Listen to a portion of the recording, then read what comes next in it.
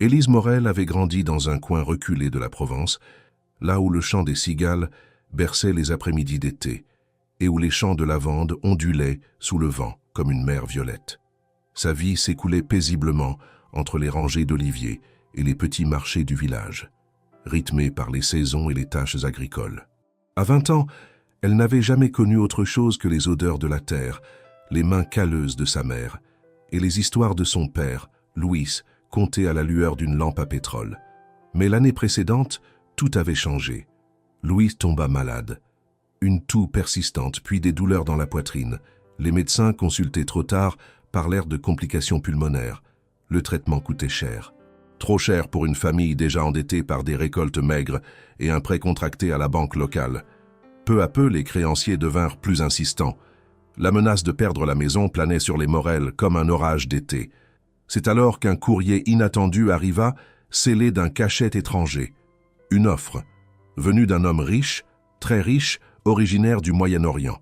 Il cherchait une épouse française, jeune, discrète, sans passé notable. L'intermédiaire parlait de tradition, de respect mutuel, et surtout, d'une somme d'argent qui suffirait à effacer toutes les dettes des Morel, à soigner Louis dignement et à assurer un avenir tranquille à la famille. Élise sentit le sol se dérober sous ses pieds. Elle n'avait jamais quitté le village, encore moins envisagé le mariage. Et maintenant, ses parents la regardaient avec des yeux pleins d'espoir, mêlés à de la honte. Ils ne la forçaient pas ouvertement. Mais les silences en disaient long. Le regard de sa mère fuyant le sien, le souffle court de son père qui peinait à cacher sa douleur physique et morale. Un mois plus tard, la décision fut prise. Élise allait partir. La promesse d'une vie meilleure pour ses parents pesait plus lourd que ses propres rêves. On lui parla peu de l'homme qu'elle devait épouser, un certain cher Amir Al-Fayad, riche héritier d'un empire familial, réputé discret, éduqué en Europe. Mais ses intentions restaient floues. Le mariage devait se faire en France, selon les lois françaises, dans la plus grande discrétion. La veille du départ, Élise marcha longtemps parmi les champs de lavande. Elle voulait graver chaque détail dans sa mémoire. L'odeur des fleurs, la sensation de la terre sous ses pieds nus, le chant des oiseaux au crépuscule. Ce monde allait lui être arraché, et elle ne savait même pas ce qu'elle obtiendrait en retour. Le jour du mariage arriva trop vite. Une voiture noire vint la chercher de bon matin. Elle ne put dire au revoir qu'à sa mère, Louis, étant trop faible pour se lever. Dans la voiture, un silence pesant régna tout au long du trajet. Élise, vêtue d'une robe crème simple mais élégante, gardait les mains serrées sur ses genoux. Elle tremblait, pas de froid mais d'appréhension. Chaque battement de cœur semblait annoncer une tempête. Arrivée dans une grande propriété en périphérie d'Aix-en-Provence, elle fut accueillie par un homme en costume sombre qui parlait français avec un léger accent. Il la guida sans un mot à travers un couloir décoré de tapis orientaux et de lanternes en cuivre jusqu'à une pièce où l'attendait le notaire. Tout se passa en silence. Une signature, une poignée de main. Aucun échange de vœux, aucune musique. Et puis, elle le vit. L'homme qui venait de devenir son mari, le cher Amir Al-Fayad. Grand, droit, vêtu d'une tunique traditionnelle blanche et d'un turban discret. Il était plus jeune qu'elle ne l'imaginait, à peine 30 ans peut-être.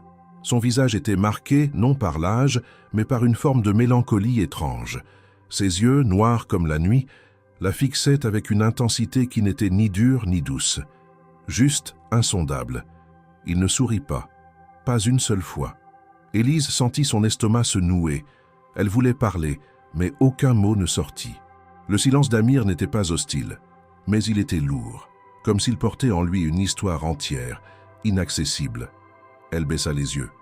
Elle était désormais l'épouse d'un homme dont elle ne savait rien, sinon sa richesse et son mystère.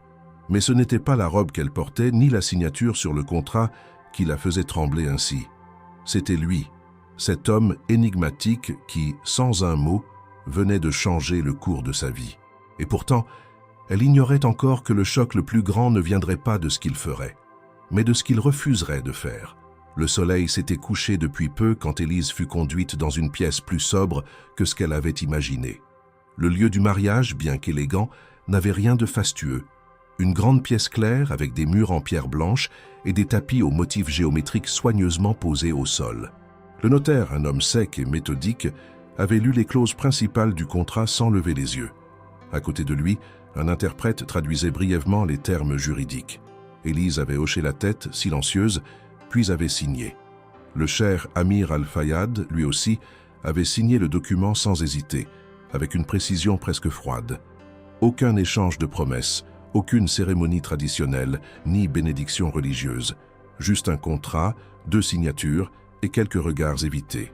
L'assistant d'Amir, un homme réservé nommé Youssef, avait été le seul à adresser quelques mots à Élise pour la rassurer, mais son ton restait distant, presque mécanique.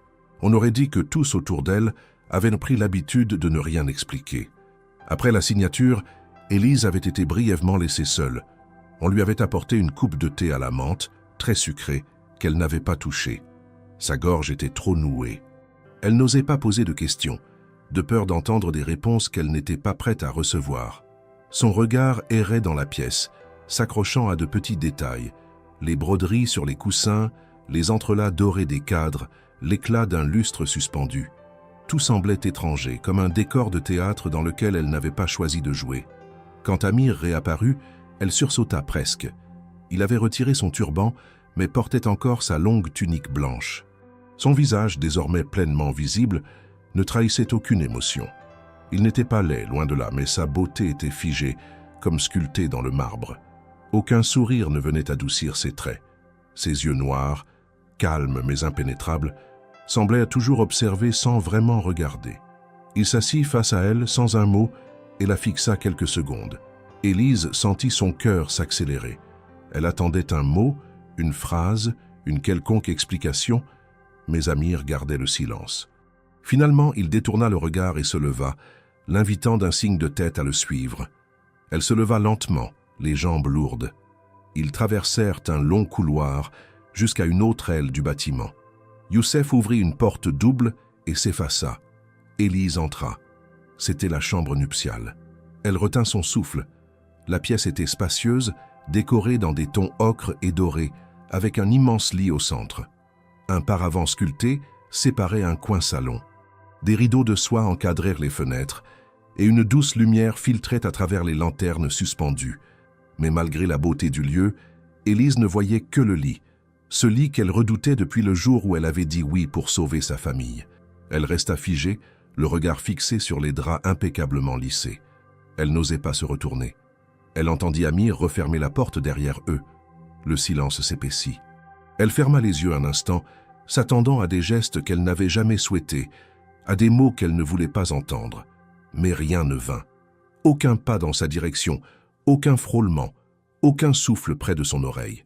Finalement, sa voix retentit derrière elle, grave, posée, sans agressivité. « Vous n'avez rien à craindre. » Élise se retourna lentement. Amir se tenait à distance, les bras croisés, appuyé contre un meuble bas. Son regard était sérieux, mais sans dureté. « Je ne vous toucherai pas sans votre consentement. Ce mariage, ce n'est pas ce que vous croyez. » Il fit quelques pas dans la pièce, comme s'il cherchait ses mots. « J'ai accepté cette union sous des pressions que moi-même je ne comprends pas entièrement. Il y a des dettes, des noms, des histoires que je ne peux pas ignorer. Mais vous, Élise, vous ne me devez rien. » Elle resta sans voix.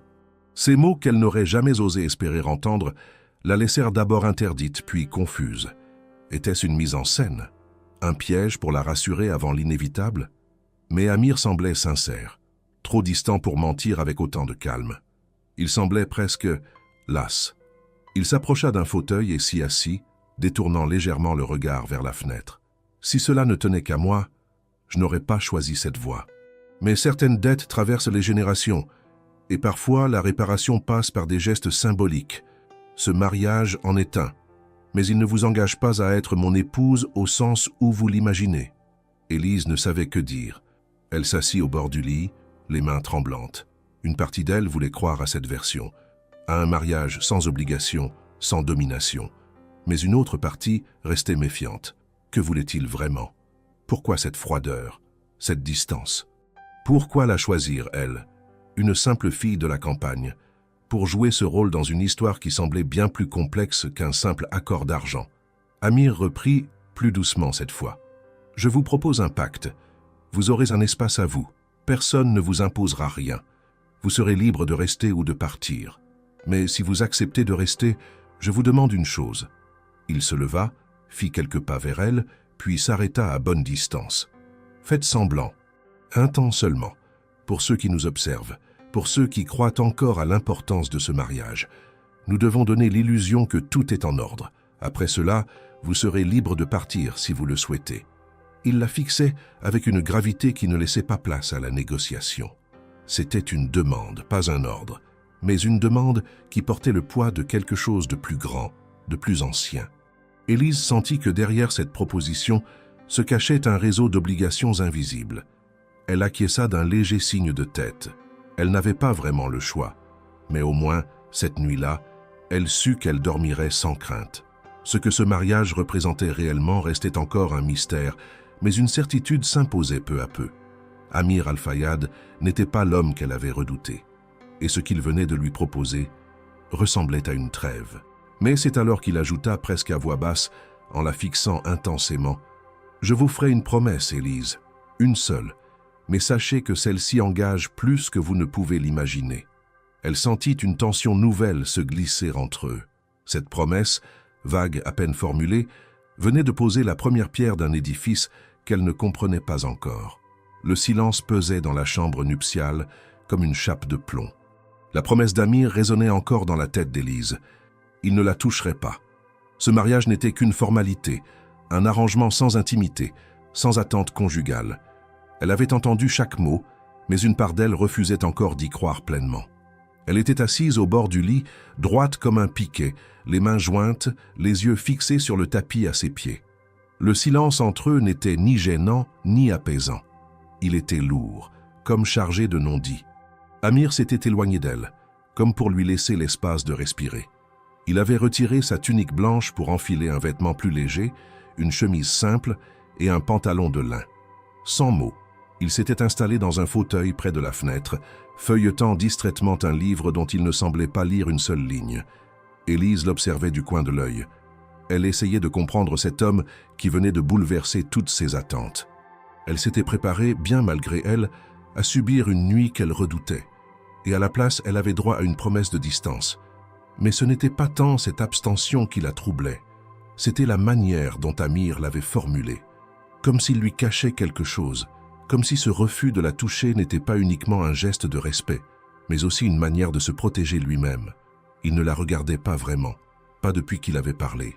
Son corps était là, calme, posé, mais son esprit semblait ailleurs. Élise finit par se lever.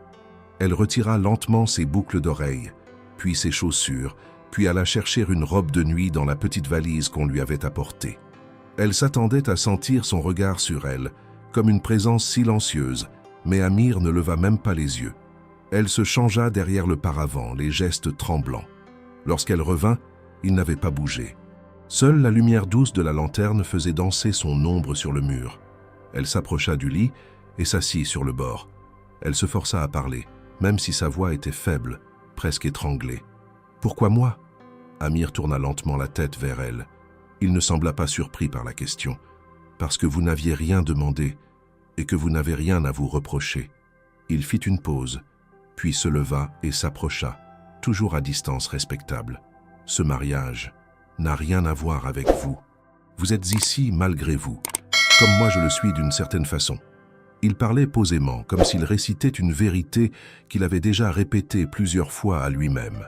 Il s'assit sur le bord du canapé et la regarda plus directement, sans défi, sans froideur, mais avec une gravité sincère. « Mon père était un homme de principe, mais il a aussi commis des erreurs. Certaines d'entre elles ont touché votre famille. Je ne peux pas les réparer, mais je peux au moins empêcher qu'elles ne détruisent davantage. » Élise ne comprenait pas tout. L'ombre du passé de leur famille planait, elle le sentait, mais sans savoir précisément comment. Ce n'était pas encore le moment des explications. Amir semblait vouloir la protéger de quelque chose, mais ne disait pas de quoi. Et cette manière qu'il avait de lui parler, sans jamais hausser le ton, sans jamais imposer sa présence, la déstabilisait davantage qu'une colère ou un ordre l'aurait fait. Elle s'allongea lentement sur le lit, dos à lui, sans tirer la couverture. Le silence revint. Elle entendit ses pas s'éloigner, puis la lumière s'éteignit et seul le clair de lune filtrait à travers les rideaux. La porte ne s'ouvrit pas. Il était resté, peut-être sur le canapé, peut-être assis quelque part dans l'ombre. Élise resta longtemps éveillée. Elle revivait chaque instant de cette journée, le départ du village, le regard de sa mère, le silence d'Amir, et cette promesse étrange qu'il lui avait faite. Il ne la toucherait pas. Ce mariage n'était pas un lien, mais un arrangement, une protection déguisée, une dette déguisée. Les pensées s'enchaînaient sans fin. Elle finit par se lever, en pleine nuit. La pièce était silencieuse. Seule la respiration calme d'Amir rompait le silence. Il dormait, recroquevillé sur le canapé, le visage tourné vers le mur. Elle l'observa un moment. Il semblait paisible dans le sommeil, comme débarrassé du poids qu'il portait durant la journée. C'était la première fois qu'elle le voyait ainsi, vulnérable. Un détail l'intrigua. Un bracelet de cuir sombre à son poignet gauche. Elle n'y avait pas prêté attention plus tôt. Sur la petite plaque métallique gravée au centre, un nom en arabe, suivi d'une date. Elle n'en comprenait pas le sens, mais l'objet semblait ancien et chargé de mémoire. Elle se retira en silence, regagna son lit, sans bruit. Le lendemain matin, elle se réveilla seule. Le fauteuil était vide, la pièce en ordre. Une tenue propre avait été déposée au pied du lit, ainsi qu'un petit déjeuner simple. Pain frais, confiture, thé. Pas un mot, pas un message. Mais tout était pensé pour qu'elle se sente respectée, à défaut de se sentir chez elle. Ce jour-là, elle ne vit Amir qu'un bref instant à travers une fenêtre du couloir. Il parlait au téléphone en arabe, le visage fermé, tendu. Elle ne sut pas ce qu'il disait, mais elle comprit que le calme apparent de la veille cachait un monde de pression et d'attente.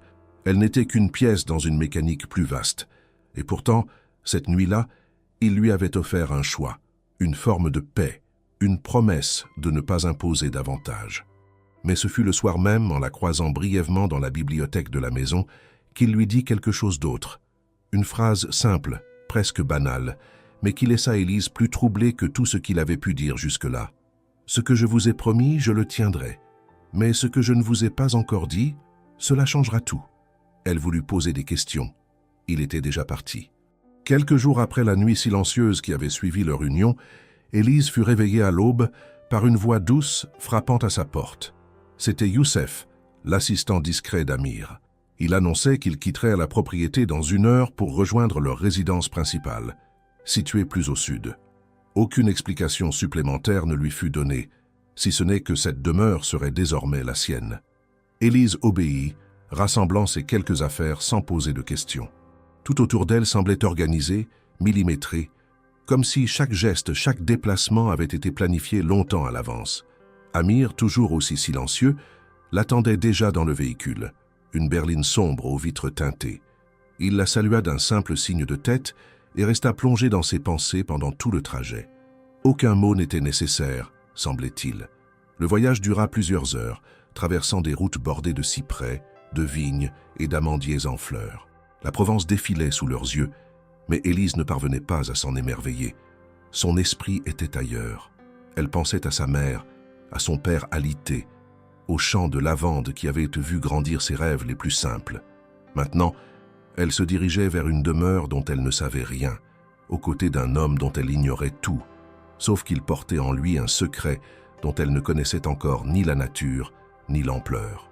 En fin d'après-midi, la voiture entra dans une propriété fermée par de hauts murs en pierre blanche.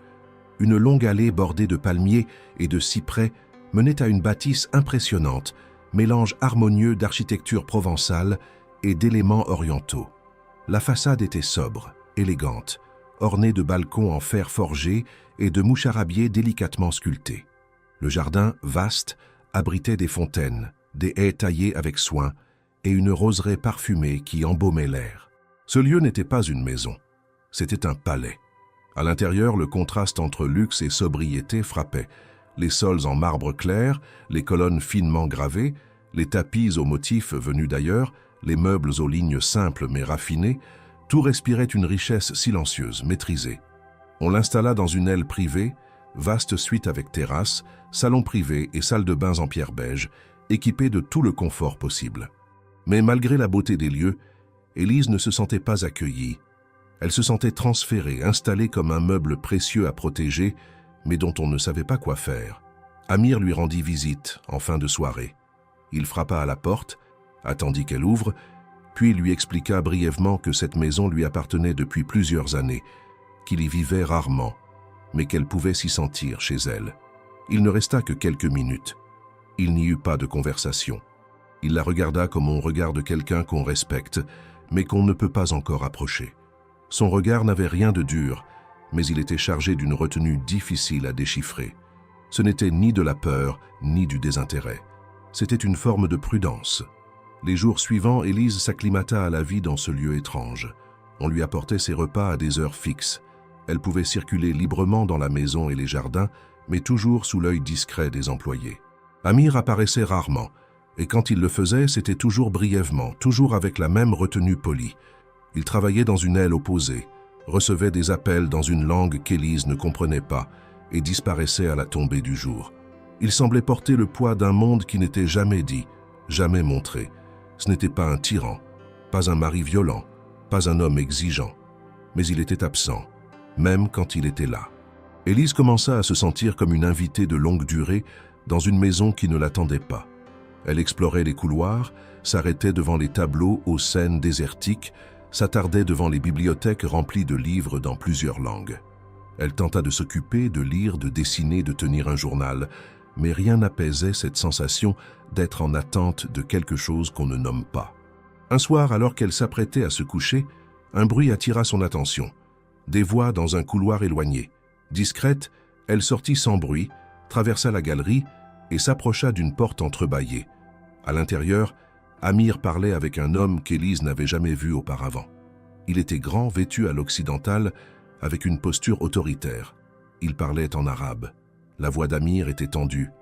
L'autre homme semblait agité. Au bout de quelques secondes, Youssef apparut, traduisant à mi-voix pour quelqu'un d'autre dans la pièce. Ou pour elle, peut-être. Elle comprit quelques bribes.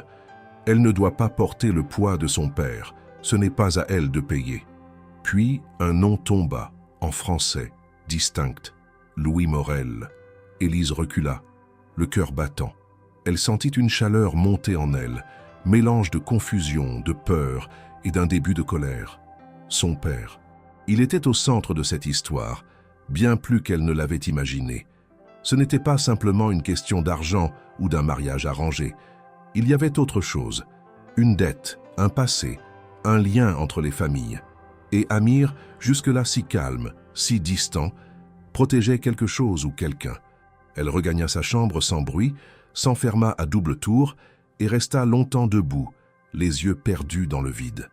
Elle comprenait désormais que cette prison dorée n'était pas seulement une retraite pour l'éloigner du monde. C'était un lieu choisi, un refuge peut-être, mais aussi un décor silencieux où se jouait une pièce plus ancienne, plus lourde que ce qu'on lui avait dit. Le lendemain, dès l'aube, elle prit une décision. Elle ne pouvait plus faire semblant, plus vivre dans l'ignorance. Il fallait des réponses, et elle les voulait. Elle attendit qu'Amir sorte de son bureau et, pour la première fois, elle l'arrêta net dans le couloir. Il la regarda, surpris par sa détermination. « Je veux savoir, » dit-elle d'un ton ferme. « Vous avez parlé de mon père, d'une erreur, d'une dette. Qu'est-ce que cela signifie? Pourquoi moi? Pourquoi ce mariage? Qu'est-ce que vous cachez exactement ?» Elle le regardait droit dans les yeux. Et dans ceux d'Amir, pour la première fois, elle vit un éclat.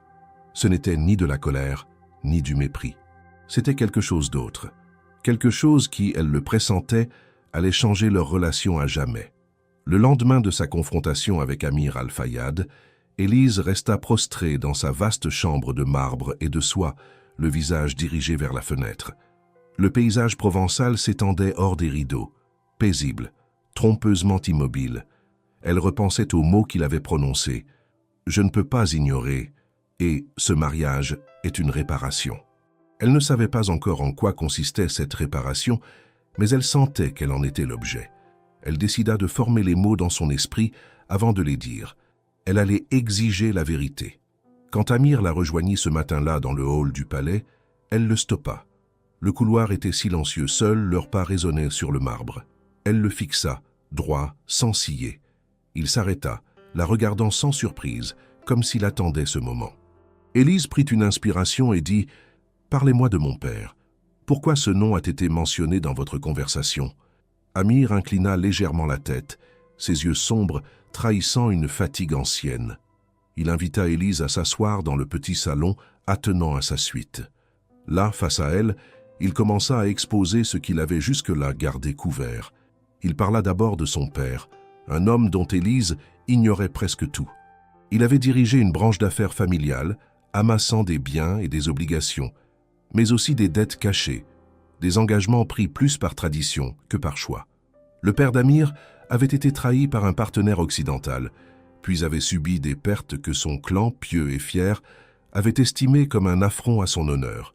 Amir avait hérité non seulement de la fortune, mais de cette dette d'honneur. Votre père, Louis Morel, avait une part dans une opération que mon père regrettait profondément, expliqua Amir avec douceur mais gravité. Il a encaissé des fonds qu'il savait indus. Il s'est tu par peur, par fierté ou par tout autre motif que je respecte, mais cela a fragilisé le lien entre nos familles. Élise ferma les yeux, secouée. Elle connaissait la dette financière, le prêt de banque, le champ de lavande en souffrance, mais rien de ce poids invisible. « Pourquoi moi alors ?» demanda-t-elle d'une voix tremblante. Amir lui répondit que c'était parce que son père avait voulu réparer l'injustice, sans que la victime initiale ne le demande. Que son père, le cheikh, avait proposé un mariage à la fille de l'homme qu'il considérait comme responsable, non pas pour punir mais pour réparer. Élise sentit un frisson lui parcourir l'échine. Ce n'était pas un piège, mais un pacte qui la dépassait. Elle n'était pas l'épouse forcée d'un homme cruel. Elle était l'actrice malgré elle d'un engagement d'honneur. Mais Amir ajouta immédiatement « Cela ne vous lie à rien. Rien n'est exigé de vous, hormis votre tranquillité. » Ces mots l'alertèrent. Pourquoi alors cette cérémonie, ce palais, cette distance?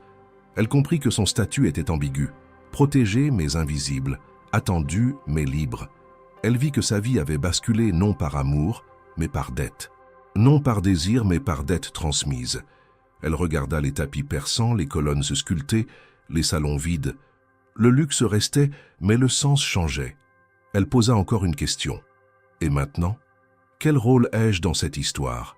Amir soupira. Ses yeux se perdirent un instant vers la fenêtre. Vous avez le choix, Élise. Vous restez ou vous repartez. Mais avant de décider, je voulais que vous sachiez que j'ai choisi de ne pas vous contraindre. Le silence s'installa. Élise sentit un mélange étrange de gratitude et de colère. Gratitude pour la liberté promise. Colère pour la manipulation implicite. Elle se leva, contourna la table basse et se dirigea vers la grande baie vitrée. Devant elle, les collines de Provence s'étendaient, paisibles. Elle pensa à sa mère au champ de lavande, à la maison d'où elle était partie. Son ancien monde, simple, honnête, désormais déjà lointain. Elle se retourna vers Amir. « Je dois parler à mon père, comprendre ce qu'il a fait. » Il acquiesça. « Je vous mettrai en contact si vous voulez. » Ces mots ouvrèrent un nouvel horizon. Élise ne serait plus seulement l'épouse silencieuse, mais une enquêtrice de son propre passé. Elle se rendit compte que la douleur de ses parents ne venait pas uniquement de l'argent qu'ils devaient à la banque, mais d'un secret qui rongeait depuis des années. Son avenir venait de changer. Dans les jours qui suivirent, elle interrogea sans cesse le personnel du palais, plongea dans les dossiers de luxe qu'elle trouva dans la bibliothèque. Elle découvrit des factures anciennes, des lettres en arabe signées par des intermédiaires, des promesses de paiement différées. Le tout convenait à un montage complexe, cherchant à réparer ce que personne ne voulait reconnaître publiquement. Elle composa dans son esprit une image nette. Elle n'était pas victime, mais témoin, non pas obligation, mais choix, même si ce choix lui avait été imposé sans explication.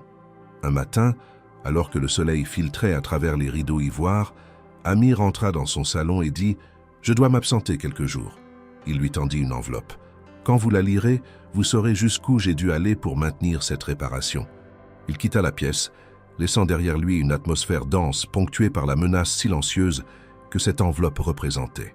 Élise l'ouvrit. À l'intérieur, un document légal, une somme à rembourser, un calendrier strict et une clause de non-rétorsion. Elle lut jusqu'à ce que ses yeux flouent. Son cœur flotta entre soulagement et effroi.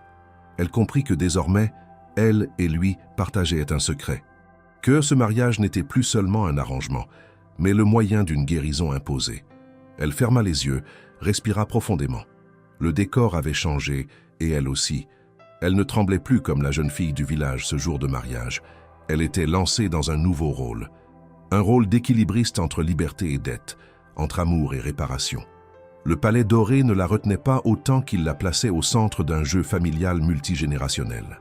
Et cette vérité, désormais connue, allait redéfinir son avenir. Ce matin-là, le vent soufflait plus fort que d'habitude dans les hauteurs de la propriété.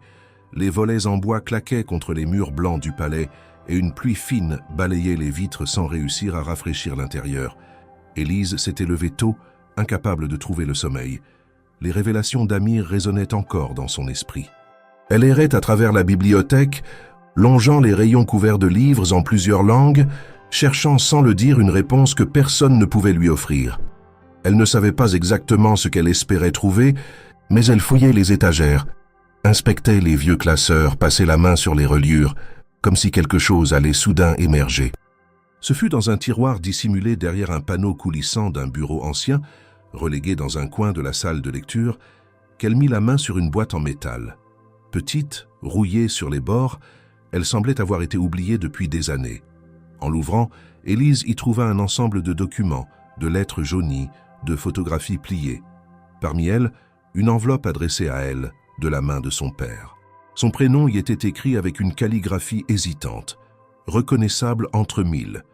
La date indiquée sur le coin supérieur droit la figea, 12 ans plus tôt. Elle déchira l'enveloppe avec une lenteur prudente et lut. La lettre était longue, écrite à la main. Louis Morel y racontait d'un ton intime, presque désespéré, ce qu'il n'avait jamais osé dire à voix haute. Il expliquait les affaires qu'il avait conclues avec un homme d'affaires venu de l'étranger, des contrats sur des terres agricoles, des échanges de titres et des versements reçus qu'il savait illégitimes. Il avait compris trop tard qu'il s'agissait d'un piège déguisé, d'un accord tordu dans lequel il avait joué un rôle sans le vouloir. Il n'avait jamais su comment réparer les dégâts et la honte l'avait rongé. Il écrivait à sa fille pour qu'elle sache un jour qu'il n'avait pas agi par méchanceté mais par faiblesse et qu'il avait toujours eu peur que ses erreurs retombent sur elle. En lisant ces lignes, Élise sentit son corps se raidir. Son cœur battait trop vite. Elle relut certains passages, peinant à croire ce qu'elle découvrait. Elle comprenait enfin pourquoi Amir l'avait choisi, pourquoi le nom de son père pesait autant. Ce mariage n'était pas une punition, mais une forme de protection silencieuse. Amir ne l'avait jamais utilisé comme monnaie d'échange. Au contraire, il avait tenté de faire ce que son propre père n'avait pas pu, réparer sans blesser, protéger sans emprisonner. Les mains tremblantes, elle reposa la lettre et resta longtemps immobile. Puis elle sortit sur la terrasse. La pluie s'était arrêtée. L'air sentait la terre mouillée et le romarin. Au loin, la lumière traversait les nuages, teintant les collines d'un reflet d'argent. C'est à cet instant qu'Élise sentit un calme nouveau s'installer en elle. Elle n'était plus simplement une jeune femme embarquée dans un mariage arrangé. Elle était la seule à pouvoir porter cette histoire vers autre chose, non pas vers la vengeance ou le regret, mais vers une forme d'équilibre. Elle descendit les escaliers de pierre menant à la cour intérieure. Youssef l'y attendait, comme s'il avait deviné son besoin de parler. Elle lui demanda simplement « Où est Amir ?» Il répondit qu'il était en réunion dans la véranda, seule pièce de la maison encore plongée dans la lumière. Elle s'y rendit immédiatement. Amir était là, debout, un dossier à la main, discutant en anglais avec un homme au téléphone. Lorsqu'il la vit, il coupa court à la conversation et s'approcha. Elle ne lui montra pas la lettre. Elle n'en avait pas besoin. Son regard suffisait à dire qu'elle savait, qu'elle avait compris. Elle lui dit « Je ne partirai pas ». Amir la fixa sans dire un mot, attendant. Élise poursuivit « Pas parce que je vous dois quoi que ce soit, mais parce que j'ai besoin de comprendre ce que cela signifie, maintenant. Ce que je peux devenir ici, dans cette vie que je n'ai pas choisie, mais qui peut encore avoir un sens. » Elle ne parlait ni de sentiments, ni de devoirs. Elle parlait d'un choix personnel, d'une prise de conscience. Amir hocha lentement la tête. Il ne sourit pas comme à son habitude, mais un changement subtil passa sur son visage. Moins de tension, un soupçon d'apaisement. Il lui tendit un siège. Ils s'assirent côte à côte, et pour la première fois depuis leur mariage, ils restèrent là sans parole, à simplement regarder la pluie reprendre. Les jours qui suivirent furent marqués par une étrange stabilité. Élise ne se sentait plus étrangère dans la maison. Elle commença à apprendre l'arabe avec Youssef, s'intéressa à la culture d'Amir visita les champs qui entouraient la propriété et redécouvrit en elle une force qu'elle n'avait jamais explorée. Elle ne vivait pas une vie de princesse captive, mais une vie en transition sur un fil ténu entre deux mondes qu'elle tentait de relier. Elle n'osa pas encore demander à Amir ce qu'il attendait d'elle à long terme. Elle n'était pas prête pour cela. Mais elle savait qu'elle voulait, pour la première fois, décider elle-même, ne pas subir, ne plus fuir.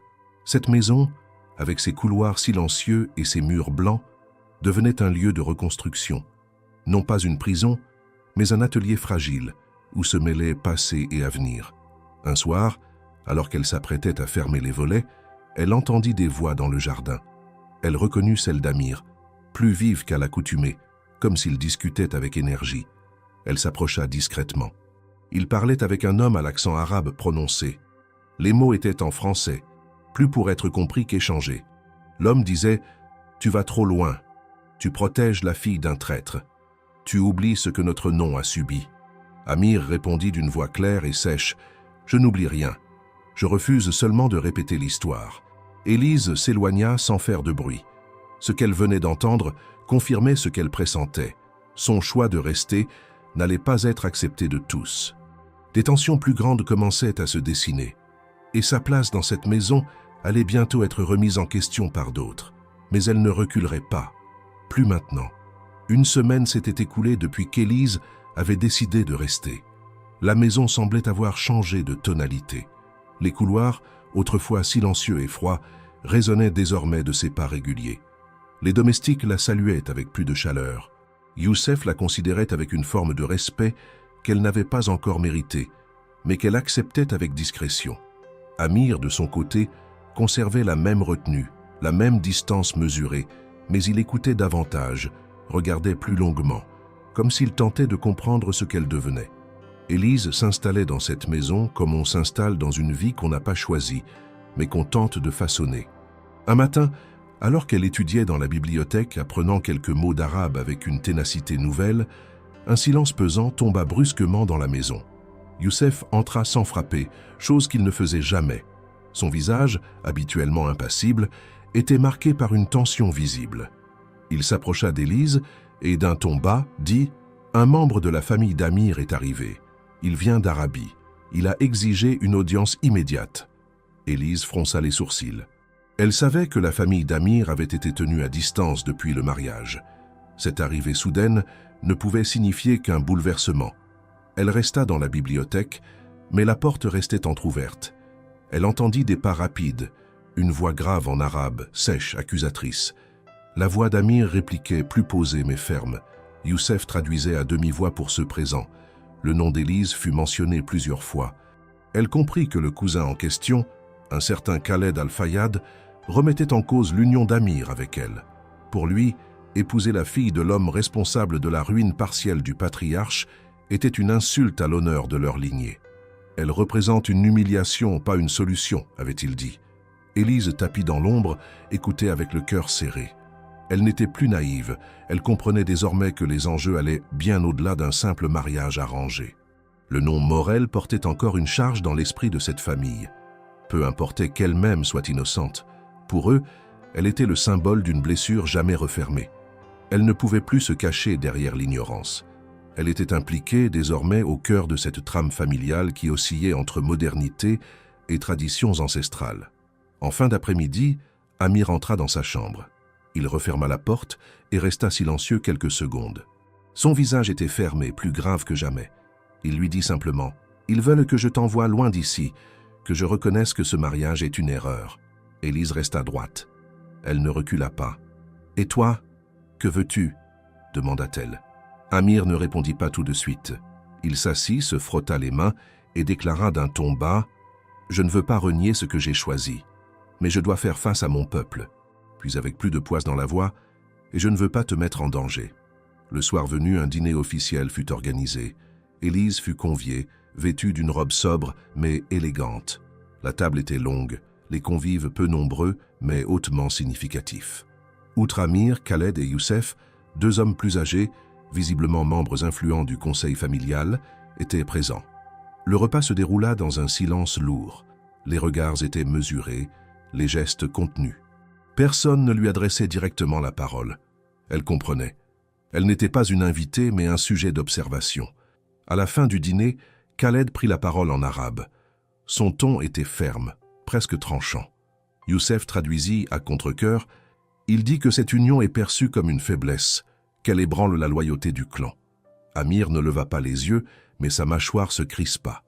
Élise, elle, sentit une chaleur froide lui monter dans la nuque. Elle ne pouvait pas rester silencieuse. Pas cette fois. « Je veux parler au conseil », dit-elle soudainement, sa voix plus forte qu'elle ne l'aurait cru. Un silence s'installa. Khaled la fixa, surpris. Amir tourna la tête vers elle, les yeux écarquillés. Elle répéta « Je veux parler, pas pour me défendre, mais pour expliquer, pour qu'ils comprennent que je ne suis pas le prolongement des erreurs de mon père. » La réaction fut immédiate. Amir tenta de s'interposer. « Ce n'est pas ton rôle. Ce sont des codes anciens. Tu ne connais pas leurs règles. » Mais Élise tenait bon. « Justement, s'ils veulent me juger, qu'ils m'écoutent d'abord. » Le lendemain, une rencontre fut organisée dans une salle plus solennelle de la maison. Les membres du conseil familial s'étaient réunis. Assis en demi-cercle, ils attendaient. Amir restait debout en retrait. Élise entra seule, droite, les épaules tendues. Elle salua avec politesse, sans sourire, puis elle parla. Elle raconta son histoire. D'où elle venait, ce qu'elle savait de son père, ce qu'elle avait découvert. Elle parla sans détour. Elle expliqua qu'elle n'était pas là par stratégie ni par intérêt, qu'elle n'avait rien choisi, mais qu'elle avait décidé de rester en connaissance de cause. Elle parla de respect, de loyauté, de volonté de bâtir quelque chose sur des bases différentes. Elle ne demanda pas pardon. Elle ne supplia pas. Elle affirma. Quand elle eut terminé, elle baissa les yeux un instant. Puis elle releva le regard. Aucun mot ne fut prononcé. Les hommes du conseil se levèrent un à un et quittèrent la salle sans rien dire. Amir vint la rejoindre. Il ne parla pas non plus, mais il posa doucement une main sur son épaule. Elle avait pris le risque. Elle avait fait face. Ce soir-là, dans sa chambre, Élise resta longtemps éveillée. Elle ne savait pas ce que le conseil déciderait, mais elle savait une chose. Elle ne reculerait plus.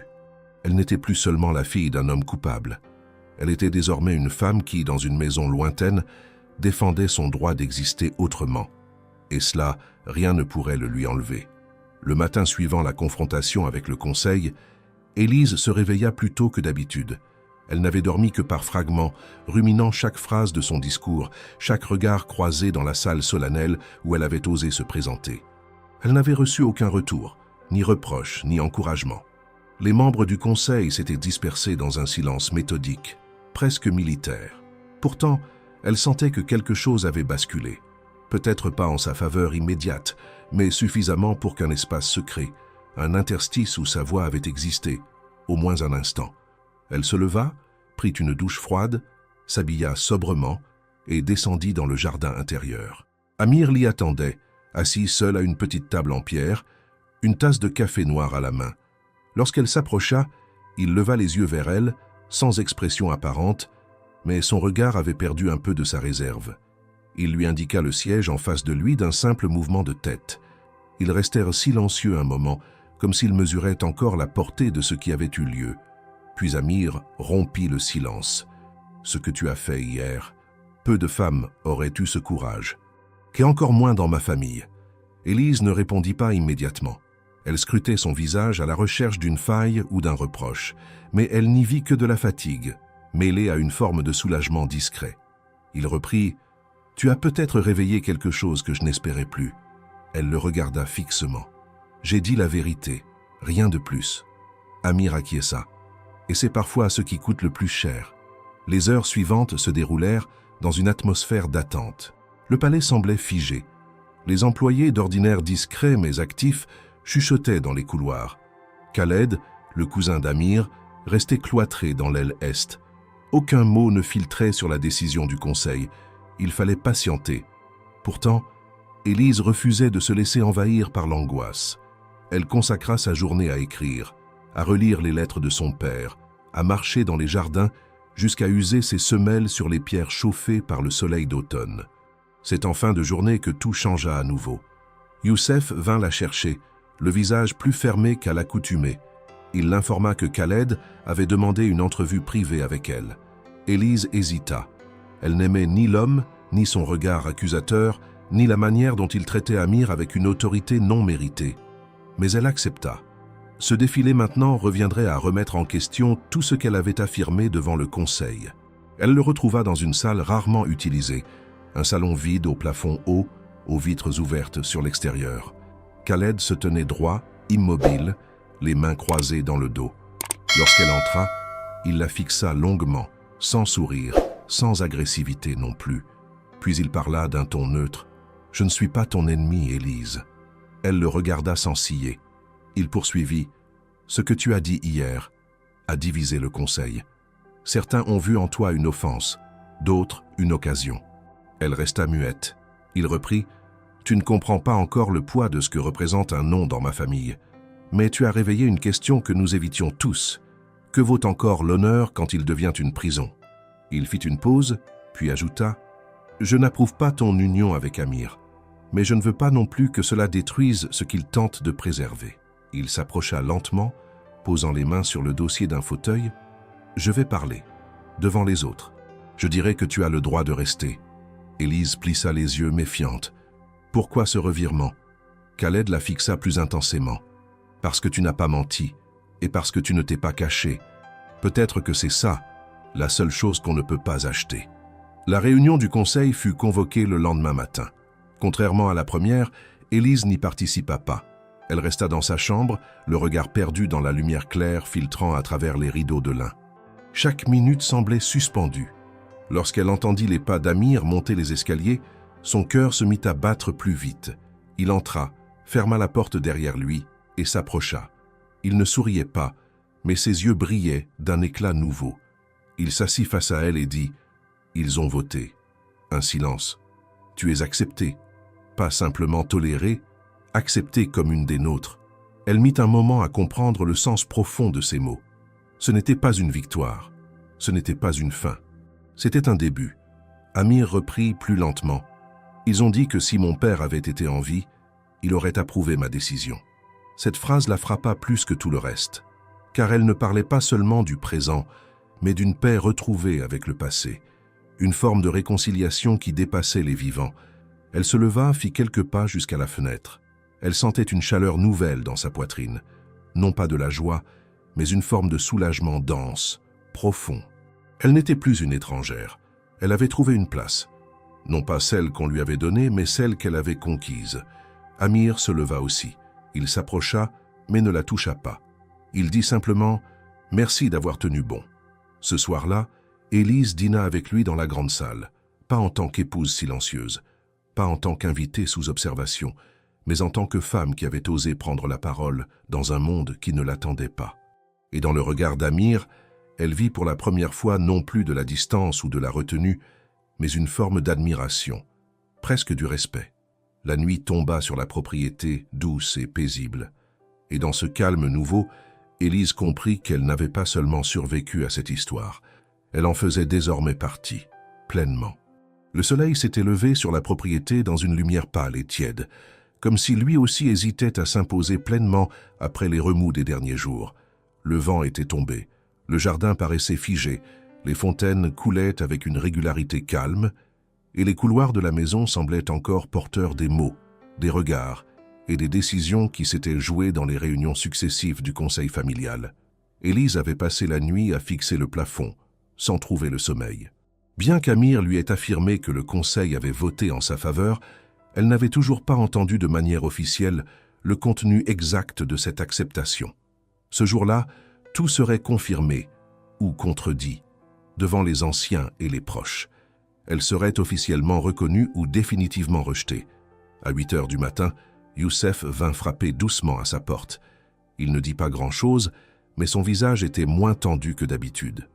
Il l'informa que la réunion aurait lieu dans la grande salle du conseil à 10 heures et qu'Amir souhaitait qu'elle s'y présente, simplement, comme elle l'était. Aucun protocole particulier, pas de robe imposée, pas de bijoux traditionnels, rien d'autre que sa présence. Cette simplicité, loin de la rassurer, lui fit sentir à quel point le moment serait déterminant. À l'heure convenue, Élise marcha seule dans le long couloir menant à la salle. La lumière entrait par les grandes fenêtres, dessinant des ombres sur le sol en pierre polie. Elle entendait au loin les voix déjà rassemblées, graves, masculines. Lorsqu'elle entra, tous les regards se tournèrent vers elle. Ils étaient une dizaine, assis en demi-cercle, les plus anciens au centre, les autres légèrement en retrait. Amir se tenait debout, droit, à l'extrémité gauche, silencieux. Il lui fit un signe bref de la tête. Elle s'avança, puis s'arrêta, debout face à eux. Un des anciens, au visage marqué par les années, prit la parole. Il parla en arabe avec lenteur. Youssef, placé derrière Élise, traduisit avec précision « Élise Morel, vous avez été entendue. Vous avez parlé avec droiture. Vous avez assumé le poids d'un nom sans fuir. Vous n'avez pas tenté de dissimuler ni d'effacer. Cela a été noté. » Un second membre du conseil poursuivit, plus direct. « Ce mariage, aux yeux de certains, aurait dû être annulé. Mais nous avons voté. Et la majorité a reconnu en vous non pas la culpabilité, mais la volonté de reconstruire. » Le plus ancien reprit, concluant « Vous êtes désormais considérée comme l'épouse légitime d'Amir Al-Fayyad. Et par cette reconnaissance, vous entrez, si vous le souhaitez, dans notre cercle. » Le silence qui suivit sembla durer une éternité. Élise ne répondit pas tout de suite. Elle sentit l'émotion lui monter à la gorge, mais elle la retint. Elle hocha simplement la tête et répondit d'une voix claire. « J'accepte. » Elle n'avait pas eu à défendre son cas une seconde fois. Elle n'avait pas été interrogée ni soumise à des épreuves. Elle avait été entendue, et cela suffisait. Lorsqu'elle sortit de la salle, Amir la rejoignit. Il ne parla pas. Ils marchèrent côte à côte jusqu'au jardin, laissant derrière eux les voix des anciens qui reprenaient doucement leur conversation. Mais la tranquillité fut de courte durée. Plus tard dans la journée, alors qu'Élise s'occupait dans la bibliothèque, elle surprit une conversation qu'elle n'était pas censée entendre. Deux employés parlaient à voix basse dans le couloir. L'un d'eux évoquait des documents, des papiers suspects, un dossier en préparation. Elle se faufila discrètement jusqu'à l'interstice d'une porte entr'ouverte. Ce qu'elle entendit figea son sang.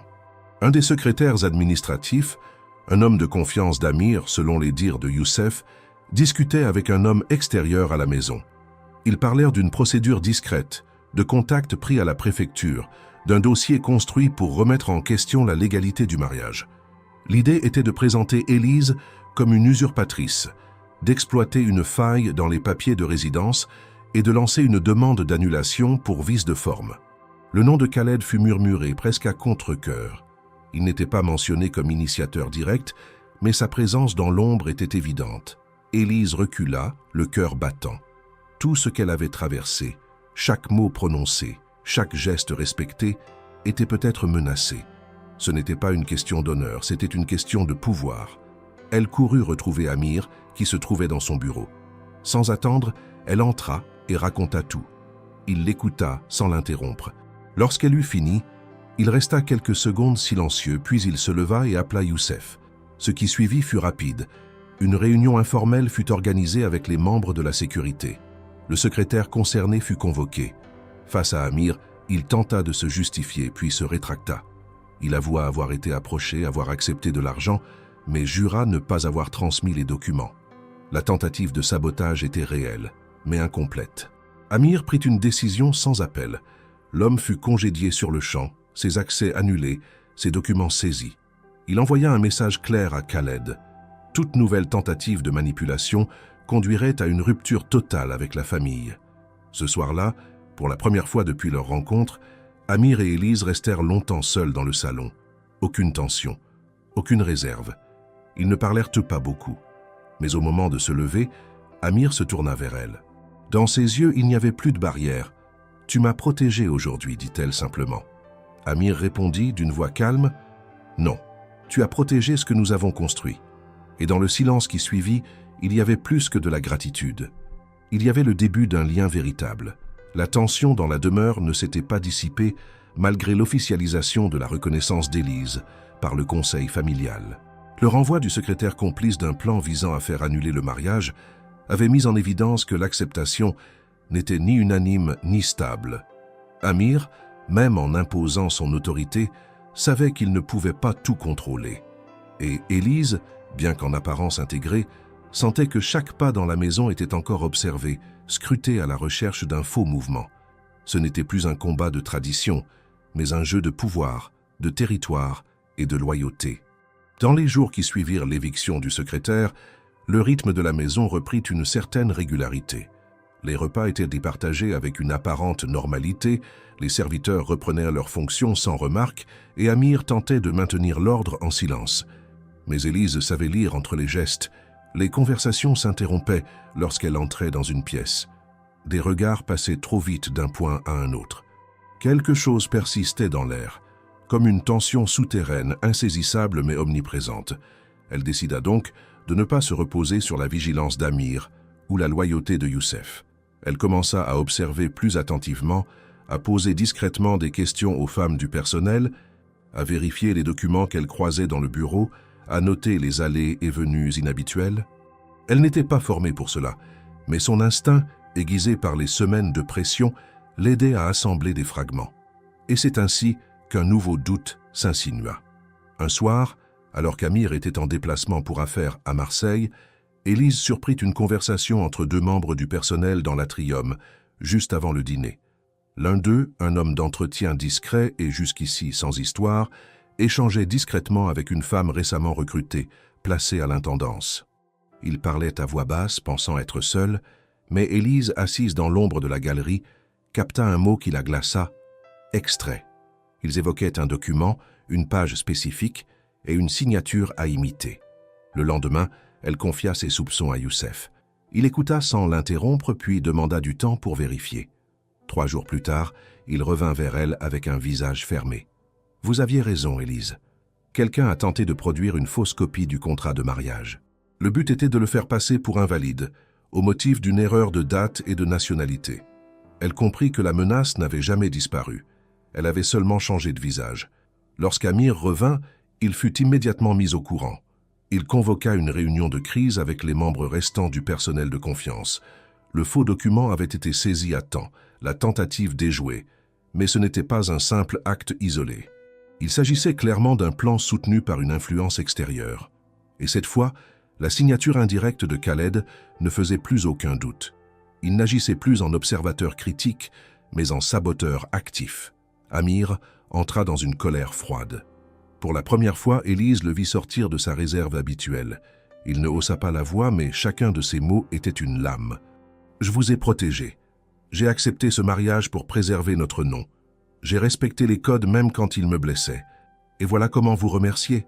En trahissant notre maison de l'intérieur, les 2 employés impliqués furent remis aux autorités locales pour usage de faux. Amir prit également la décision radicale de faire vérifier l'ensemble des dossiers de la maison. Un audit interne, silencieux, mais rigoureux. Aucun autre faux ne fut retrouvé. Mais le message était clair, la confiance avait été rompue.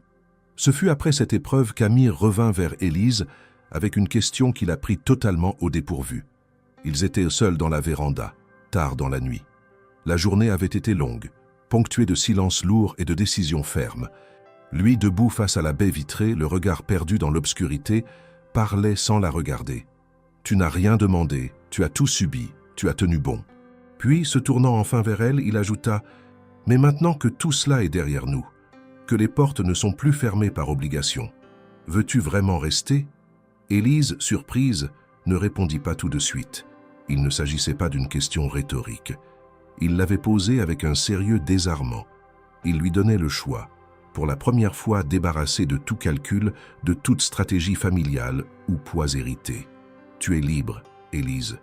Tu peux partir demain, et je veillerai à ce que tu sois en sécurité, que ta famille soit protégée, que ton avenir ne dépende plus de moi.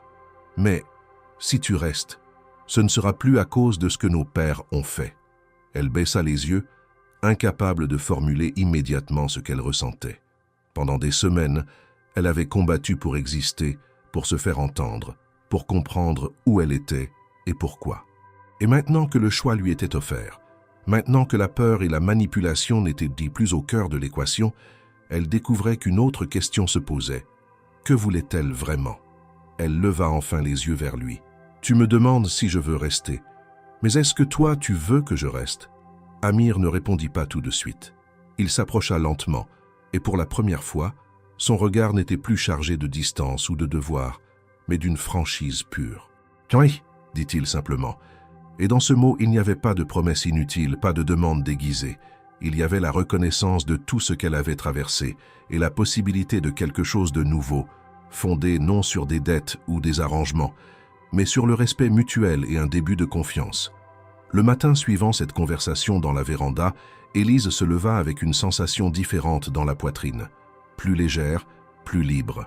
Elle n'était pas encore certaine de ce que serait sa réponse à Amir, mais le simple fait d'avoir été placée devant une question ouverte, sans pression, suffisait à transformer sa vision de ce qu'elle vivait.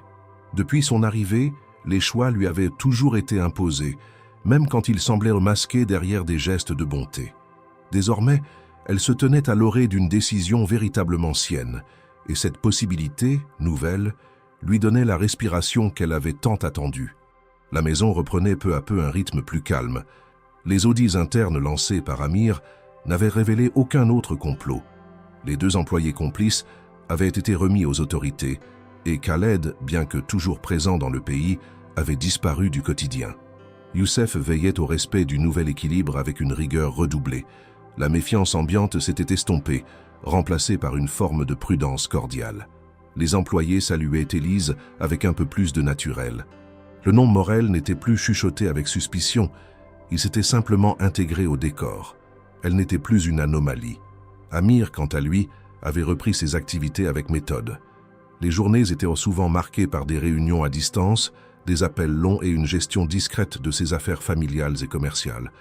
Mais il passait aussi davantage de temps dans les espaces partagés de la maison.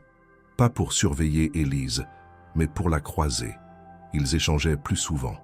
Quelques phrases au petit déjeuner, une discussion sur un livre, un commentaire sur la météo. Ce n'était pas une proximité intime, mais une forme de cohabitation apaisée. Chaque mot disait moins sur le passé que sur un futur possible.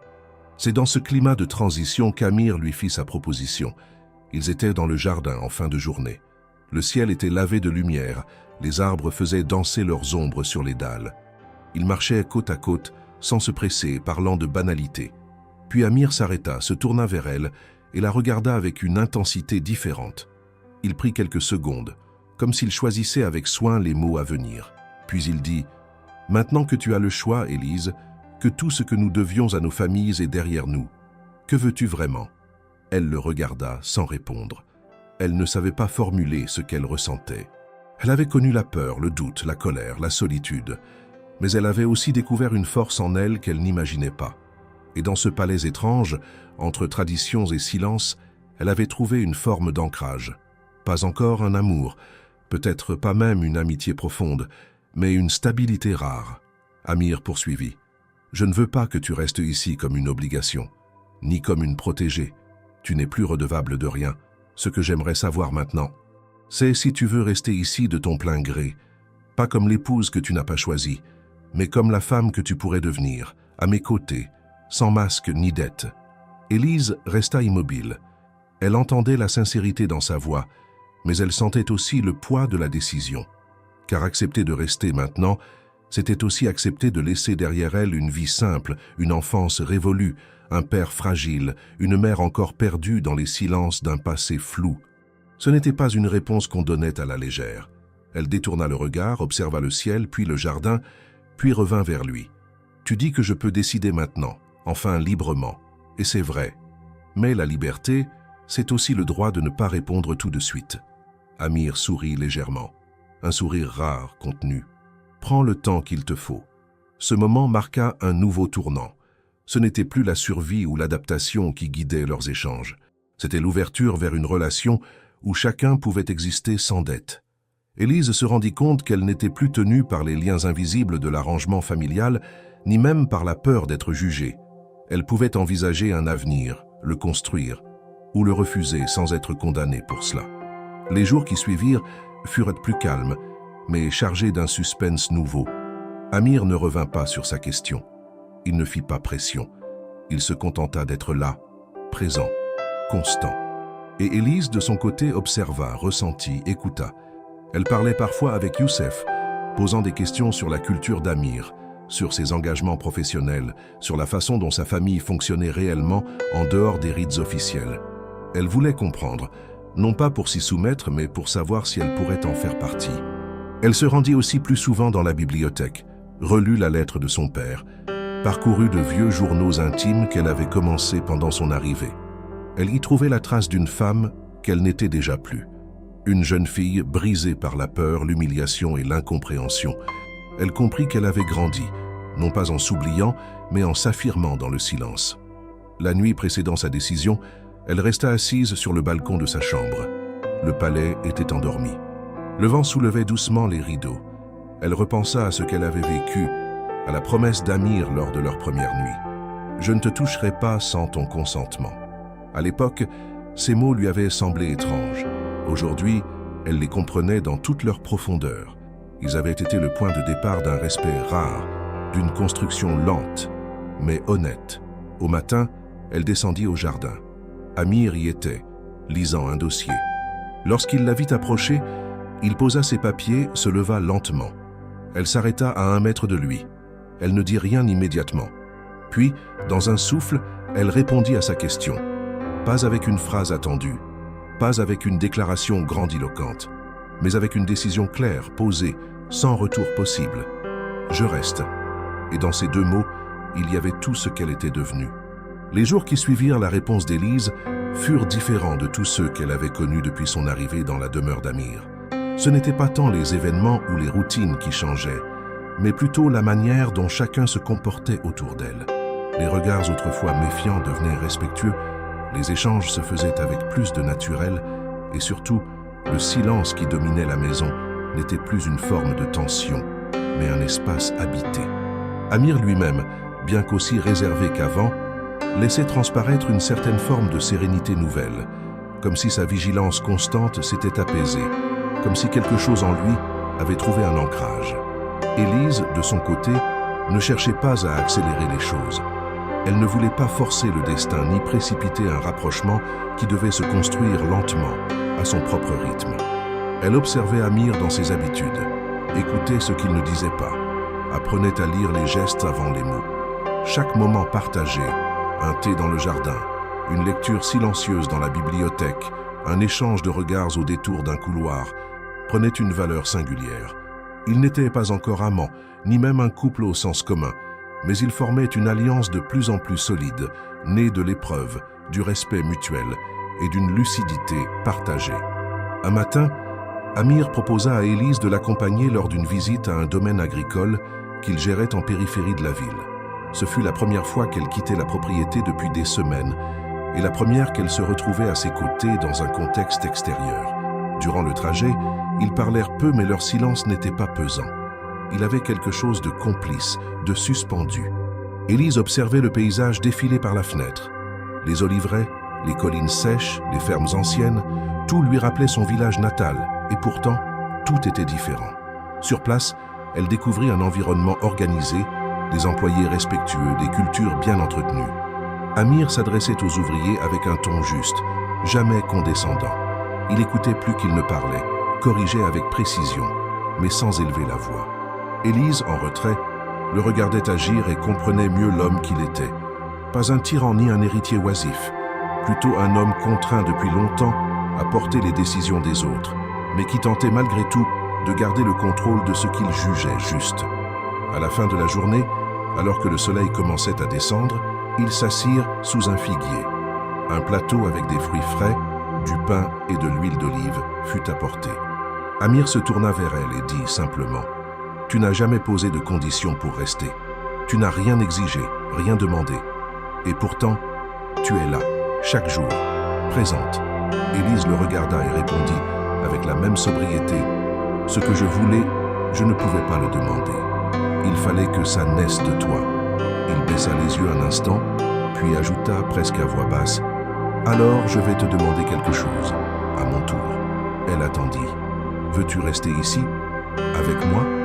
Non comme l'épouse d'un accord oublié, ni comme une figure acceptée par un conseil, mais comme une femme qui choisit d'être là, avec moi, pour de vrai. » Elle ne répondit pas tout de suite. Elle prit une figue, la coupa en deux, la déposa sur le pain et mangea lentement. Puis, sans le regarder, elle avança sa main sur la table et toucha la sienne. Aucun mot ne fut prononcé, aucun serment, aucune promesse. Ce geste, simple, ancré dans le réel, valait plus que toutes les phrases. Amir referma doucement ses doigts sur les siens. Ce soir-là, ils rentrèrent tard à la maison. Le ciel était déjà noir, les étoiles nombreuses. Une brise légère passait entre les colonnes du portique. Dans le salon, ils s'assirent, l'un en face de l'autre. Pas besoin de musique, pas besoin de lumière forte. La lampe discrète suffisait. Élise se leva, marcha lentement jusqu'à Amir et s'arrêta devant lui. Elle ne disait rien. Son regard, son calme, son ancrage parlaient pour elle. Amir se leva aussi. Ils se tenaient l'un face à l'autre. Pas de baisers volés, pas d'étreintes précipitées. Ils étaient là, deux êtres qui avaient tout traversé sans se perdre, deux solitudes qui s'étaient apprivoisées. Et quand il lui demanda, presque en murmurant « Tu es sûr ?» elle répondit en s'approchant, la voix ferme et douce « Je suis libre et je te choisis ». Ce fut le début d'une nuit silencieuse, non pas dans le sens du vide, mais de la plénitude. Aucune parole inutile, aucun geste forcé. Juste deux personnes enfin libérées du poids des héritages, des pactes anciens, des regards extérieurs. Dans cette maison qui avait vu tant de conflits, de secrets, de blessures, une forme de paix venait de naître. Le lendemain matin, Élise se leva la première. Elle ouvrit les volets. La lumière inonda la pièce. Dans le lit, Amir dormait encore, le visage enfin détendu. Elle s'habilla simplement, descendit dans le jardin et respira profondément. Elle n'était plus la jeune fille vendue à un inconnu. Elle n'était plus la prisonnière d'un contrat familial. Elle n'était pas non plus une épouse docile. Elle était une femme qui avait traversé la confusion, la peur, la résistance, et qui, sans renier rien de ce qu'elle était, avait trouvé un espace où elle pouvait être vue, entendue et respectée. Et cela, aucun arrangement, aucun document, aucun décret familial n'aurait pu le créer. Seule la vérité des jours, la patience et la liberté reconquise l'avaient rendu possible. Les semaines passèrent sans fracas, sans rupture, sans mots de trop. Ce que beaucoup auraient pu croire être un apaisement en surface était, pour Élise et Amir, une réalité intérieure qui prenait racine. Leur journée suivait un rythme doux, rythmé par les responsabilités d'Amir, les projets qu'Élise initiait et des instants partagés où rien n'était fin.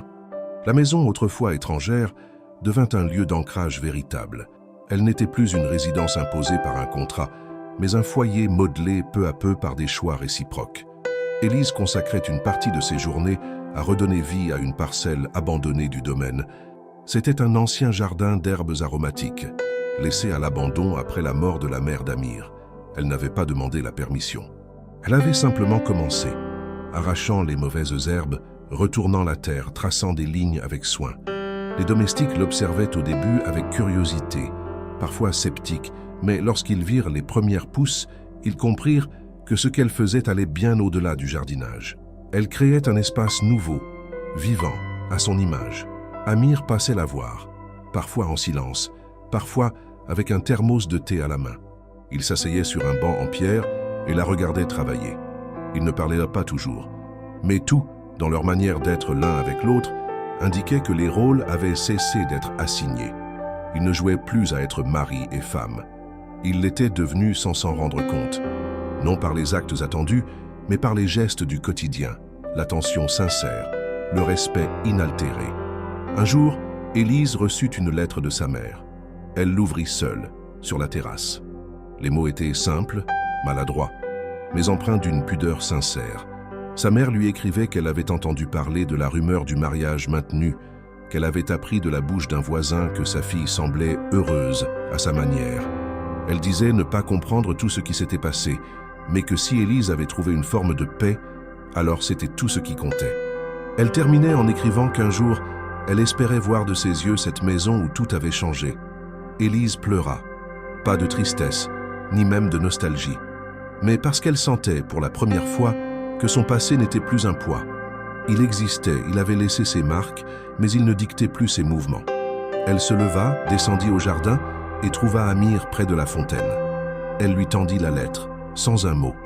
Il la lut, hocha la tête et lui dit « Si tu veux, on peut lui proposer de venir. » Elle sourit.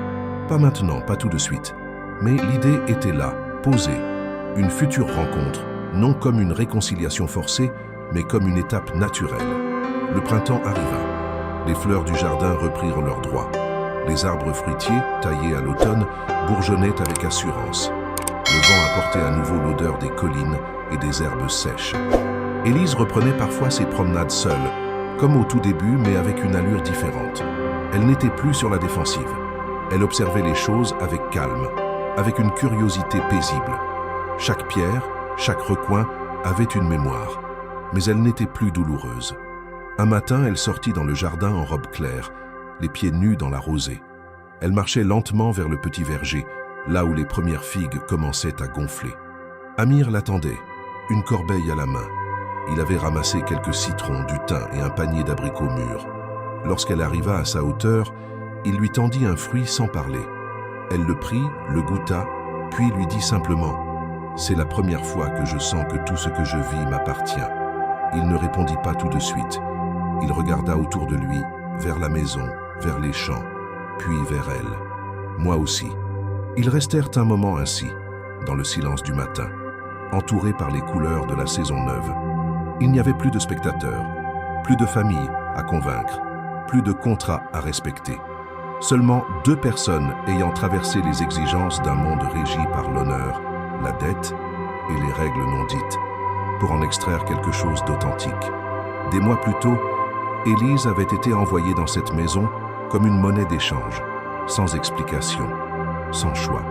Et aujourd'hui, elle y marchait librement, non comme une survivante, mais comme une femme debout, construite par ses silences, ses colères, ses refus, et surtout par la patience. Ce n'était pas une histoire de conte de fées. Il n'y avait pas eu de miracle. Juste des jours qui passent, des vérités acceptées, des gestes simples répétés jusqu'à devenir des signes. La jeune fille de Provence, arrachée à ses lavandes, n'était plus une victime d'un destin imposé. Elle était devenue celle qui avait décidé comment sa propre histoire se poursuivrait. Et ce matin-là, dans la lumière douce d'un nouveau printemps, elle regarda Amir, prit sa main et dit « Merci de m'avoir laissé le temps de te connaître ». Il lui répondit en silence en serrant doucement ses doigts. Ils marchèrent ensemble vers la maison, laissant derrière eux les traces de 2 chemins devenus un seul. Pas parce qu'on leur avait dit de s'aimer, mais parce qu'ils avaient choisi ensemble d'apprendre à se comprendre, jour après jour.